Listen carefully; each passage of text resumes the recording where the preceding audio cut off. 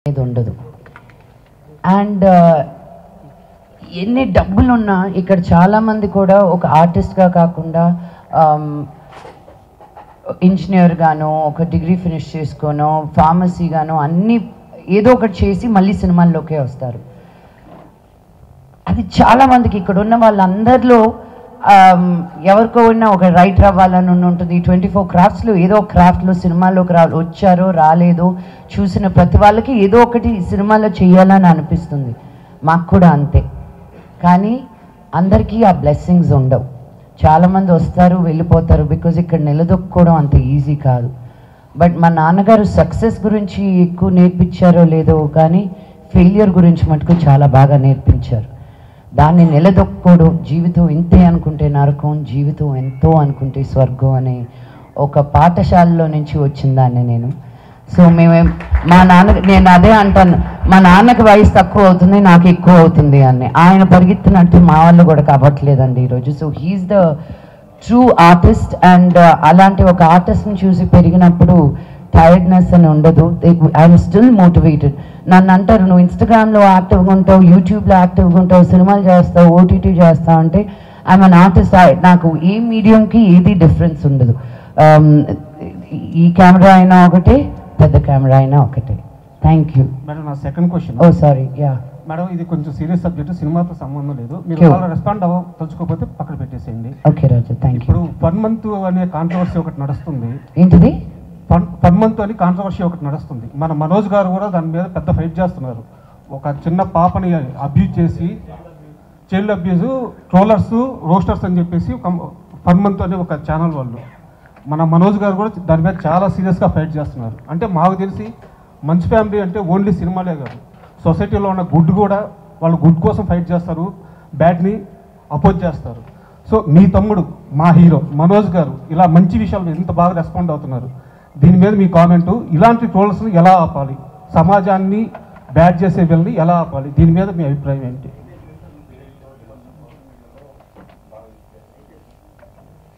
అండి నాకు బాధ వేస్తుంది ఫస్ట్ అండ్ ఫార్మోస్ట్. ఇంత నెగటివిటీతో కూడా ఉన్నారా అని. బట్ ఐ ఆల్సో ఫీల్ వాళ్ళకి రోటీ కపడా మఖాన్ ఈ 3 ఉంటే వాళ్ళు ఇలా చెయ్యరేమో అని. యూట్యూబ్లో తమ్నెయిల్స్ చూసి మా అమ్మ నాకే ఫోన్ చేసి, నువ్వేంటి నేను ఇక్కడ ఇలా చేసావంట కదా అని. అమ్మే నేను నీ దగ్గరే ఉన్నాను కదే. అవును కదా, కానీ ఇలా ఎందుకు రాశారు? ఐ సెడ్ ఫస్ట్ నువ్వు చూడడం మానే. బట్ చూడడం మానేయడం కుదరదు. స్ట్రిక్ట్ యాక్షన్స్ తీసుకోవాలి. Because this is still a new medium. అందరూ నేర్చుకుంటున్నారు. అందరూ ఎంత సెన్సేషనల్గా పెడితే, లక్ష్మీ మంచు స్లాపింగ్ సంబడి అని ఉంది యూట్యూబ్లో, అది మీరు క్లిక్ చేస్తే నేను మేజర్ చంద్రకాంత్కి క్లాప్ కొడుతున్నాను. దానికి స్లాప్కి క్లాప్కి తేడా తెలియని వాళ్ళతోటి డిస్కషన్ ఎలా చేయాలండి. చైల్డ్ అబ్యూస్ చేసిన వాళ్ళని అడ్డంగా నరకాలని నా ఉద్దేశం. నడి రోడ్డు మీద నరకాలని నా ఉద్దేశం. 1.3 బిలియన్ పీపుల్ పైగా ఉన్న మనమే సెల్ఫ్ గవర్నింగ్ చేస్తున్నామండి. వైఫ్ ఆఫ్ రామ్ సినిమా చేసేటప్పుడు నేను పోలీసుల గురించి కనుక్కుంటా ఉంటే, తెలంగాణ వరకు మాట్లాడతాను నేను, అట్లీస్ట్ ఒక 600 and odd మనుషులకి ఒక పోలీస్ ఆఫీసర్ అంట. ఒక 6,000 మంది కానీ మనం బయటకు వెళ్తే ఏమైపోతారండి? మనం గవర్న్ చేసుకుంటూ మనం వెళ్తున్నాం ముందుకి.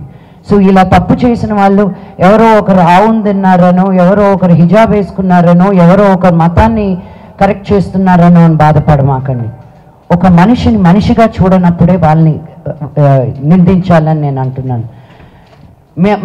మా గురించి ఎందుకు ట్రోల్స్ వస్తాయి, ఎందుకు ఇవి వస్తాయంటే ఉన్నది ఉన్నట్టు మాట్లాడతాం కాబట్టి. మాకు పొలిటికల్గా ఉండడం రాదు. మా నాన్న ఎప్పుడు అన్నారు, ఏదైనా అన్యాయం జరుగుతుంటే ముందుకెళ్ళి ఫైట్ చేయండి అని. మమ్మల్ని చూసి ఇంకో 100 మంది వస్తారని. ఎవరో ఇంట్లో కూర్చొని వాళ్ళ టైప్ కొట్టుకునే వాళ్ళ గురించి నేను ఆలోచించడం కరెక్ట్ కాదు.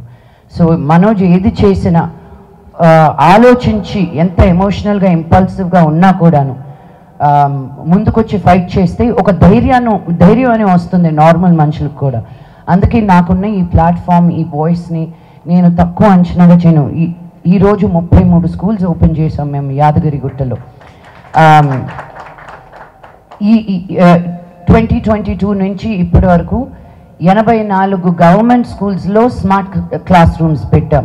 అక్కడికి ఎందుకు వెళ్ళి పెడుతున్నారండి, ఇక్కడ పెడితే మీకు ఇంకా ఎక్కువ మీడియా కవరేజ్ ఉంటుంది కదా అని. నేను మీడియా కవరేజ్ గురించి ఆలోచిస్తే యాదగిరి గుట్ట దాకా నేను వెళ్ళి చెయ్యాలా? నాకు బలహీన వర్గాలకి హెల్ప్ చేయాలంటే నాకు ఇష్టం. మా నాన్నకి నాకు ఒకటి తేడా, ఆయన గవర్నమెంట్ స్కూల్కి వెళ్ళారు, నేను ప్రైవేట్ స్కూల్కి వెళ్ళాను.